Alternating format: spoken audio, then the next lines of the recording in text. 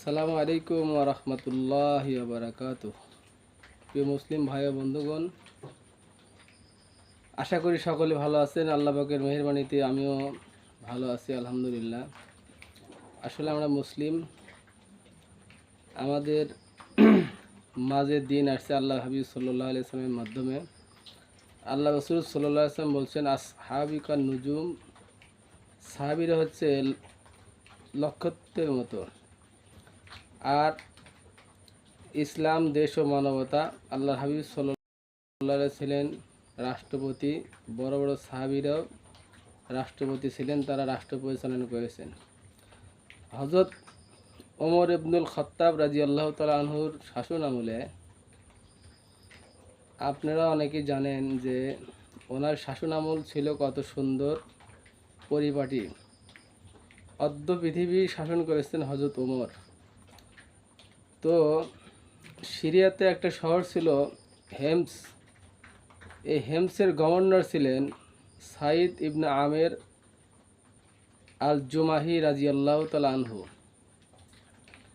হযরত সাইদ বিন আমের আল জুমাহি রাদিয়াল্লাহু তাআলা আনহু হেমসের গভর্নর ছিলেন। হযরত ওমর রাদিয়াল্লাহু তাআলা আনহু তাকে গভর্নর হিসেবে পাঠিয়েছিলেন। এক সময় হেমসের লোকজনের কাছে খলিফাতুল মুসলিমিন হযরত ওমর ইবনুল খাত্তাব রাদিয়াল্লাহু তাআলা আনহু দরিদ্র মানুষের কিছু লিস্ট চেয়েছিলেন। তো তারা লিস্ট করছিলেন গরিব দুঃখী মানুষের। তার মধ্যে সর্বপ্রথম সারিতে ছিলেন হেমসের গভর্নর সাইদ ইবনে আমর আল জুমাহি রাদিয়াল্লাহু তাআলা আনহুর নাম। তো হযরত ওমর রাদিয়াল্লাহু তাআলা আনহুর কাছে যখন চিঠি এবং লিস্টটা পুচ্ছেন, হেমসের লোকদেরকে জিজ্ঞেস করলেন যে তোমাদের গভর্নর কি এত গরিব যে তার নামও এই লিস্টের মধ্যে? তারা বলছিলেন যে আমিরুল মুমিনিন, উনি হচ্ছেন আমাদের মধ্যে সবচেয়ে গরিব। তো হযরত ওমর রাদিয়াল্লাহু তাআলা আনহু দূত পাঠালেন, তার কাছে 1000টি স্বর্ণ মুদ্রা দিয়ে তার কাছে প্রেরণ করেছিলেন, যে তার কাছে হাদিয়া স্বরূপ একটা পত্র লিখেছিলেন, চিঠি লিখেছিলেন।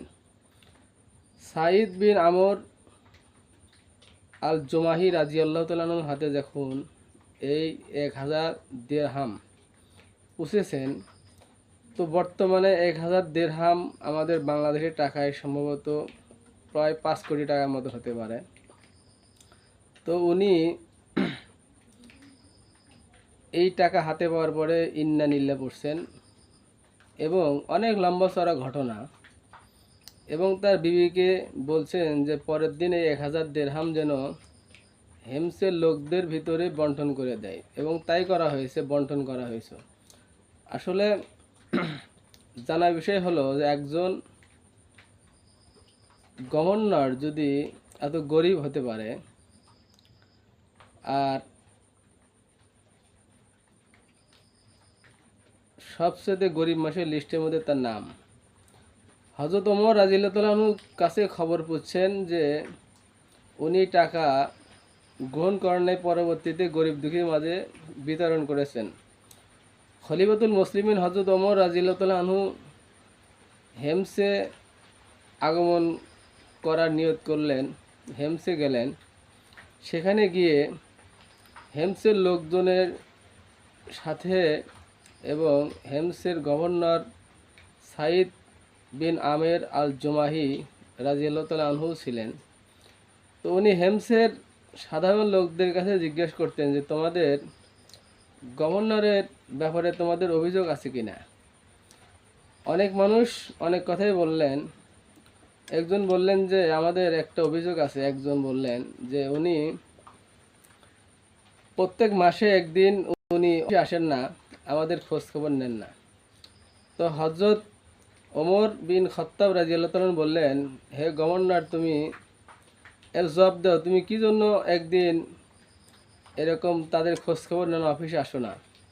সাইদ বিন আমের আল জুমাহি উত্তর দিলেন যে আমি আমার পরনে যে কাপড় এবং গায়ে যে কাপড় থাকে, আর দ্বিতীয় কোনো কাপড় আমার নেই।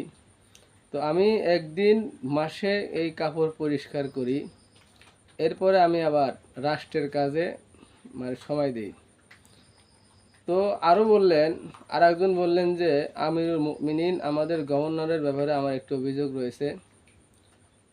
তিনি বললেন যে আমাদের গভর্নর আমাদেরকে দিনে সময় দেয়, কিন্তু রাতে তাকে পাওয়া যায় না।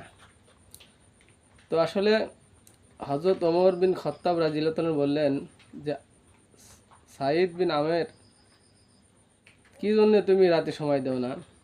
সাঈদ বিন আমের আল জুমাহি রাদিয়াল্লাহু তাআলা বললেন যে আমি মানে সময়কে দুটো ভাগ করি এবং সারাদিন আমি আমার রাষ্ট্রের কাজে আমি সময় দিই, গরিব দুঃখী মেহনতি মানুষের কাজে সময় দিই, আর রাতে আমি আল্লাহ পাকের ইবাদত করি।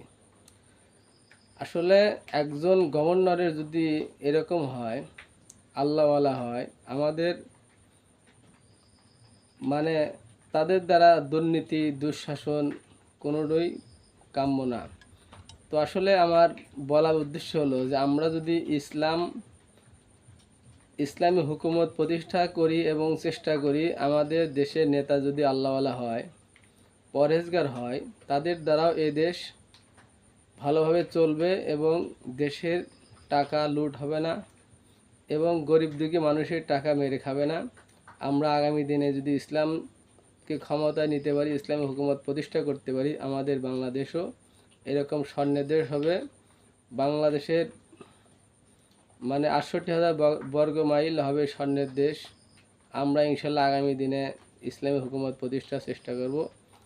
এই বলে আমার সংক্ষিপ্ত কথা শেষ করছি। সকলকে ধন্যবাদ। আসসালামু আলাইকুম ওয়া রাহমাতুল্লাহি ওয়া বারাকাতুহু।